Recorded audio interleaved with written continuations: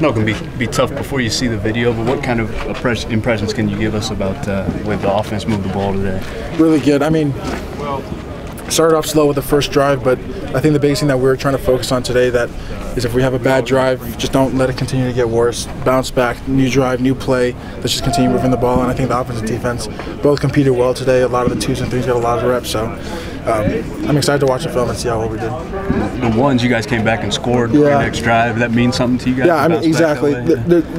We've had the tendency in the past to, if we're going downhill, just to keep going down, down. But I think rewriting the narrative and just bouncing back after a bad play or a bad series, whatever it is going to be huge for us this year.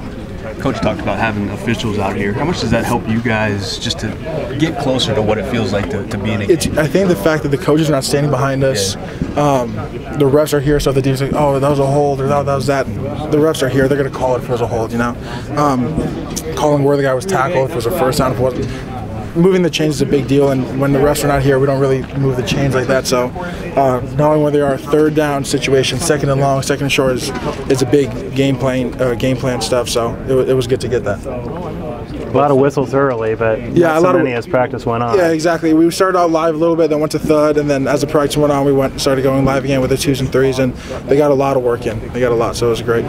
Talk a little bit about depth. How are you feeling about the depth of the offensive line positions? I think the freshmen are doing great. You know, Matt Cindric, Will Craig, Brandon Mello, Miles, and even Jasper's coming around too from spring ball. So they're really helping our depth a lot. You know, Val and Mike and Cam are all rotating the guards, getting tackle work, and Addie's being a stalwart center on the Remington watch list, which is awesome. And we have a lot to grow for sure, but I think our depth growing and being more competitive for the starting position has really helped us as a whole as well. I don't think I asked you about that last time. You're on the Outland list. Does it mean something to you to see your name get picked out on a watch list like that? It was obviously very exciting, but it's definitely more of a team thing. I know that, I don't know if you noticed, but Notre Dame, the left tackle and left guard both went first round together. So it doesn't happen with one person. It's a person you play next to, it's a team you play for. And I don't think either one of those guys would have been as good if they didn't have the other guy playing next to him. So whoever plays next to me, whoever plays next to him, the team as a whole, the quarterback, receivers, everyone does it together. So it was flattering, but it doesn't mean too much more about the team. I think in both of their last couple of talks with us, Coach Wilcox and DeRuiter have talked about Cam Good. Obviously, you go up against him quite a bit. What can you tell us about kind of his talent? He is an outstanding player, absolutely. He's very tall, very lengthy. He has great speed off the edge, and just the way he plays is special. He's going to turn a lot of heads this year, and I'm really excited to see what he does because he's going to be something else for quarterbacks and offensive linemen across the Pac-12. How much better are you guys making each other, getting to go head-to-head a little bit? Yeah, I mean, a lot. We go pass rush. If he beats me, I ask him, I said, what did you do? What did I do wrong that you got that move on me? And if I beat him, he comes to me and says, what could I have done? Why did you do this? Why didn't you do that? And I think just us talking and talking, I'm like, if you do this, you can beat me. And just giving him the secrets of how you could do this or do that. Because, man, when he beats me, it goes, I gave him my secret, and there you go. So I got to learn something else, and he's got to learn something else. So I think the competition has been awesome between me and him for sure. Last year going against the D-line, it was pretty thin, and it seems like they go about 12 deep this year. Do you really notice the difference? Oh, I mean, they're definitely a lot more fresh. Even spring ball, they were dying constantly just because they had two groups, you know? And with an offensive line that's supposed to drive the whole length of the field and D-line that switches every 4 to 5 plays, it's tough for them, you know? But freshmen that they've got moved in, filling in well. The JC transfers are filling in well. And they're playing great football, so I'm excited to see how they do as well. It sounded like yesterday afternoon or last night you guys had a pretty powerful speaker in here. Can you tell us about that meeting and what your impressions were? You know, Brenda's a warrior. The story was incredibly moving, empowering.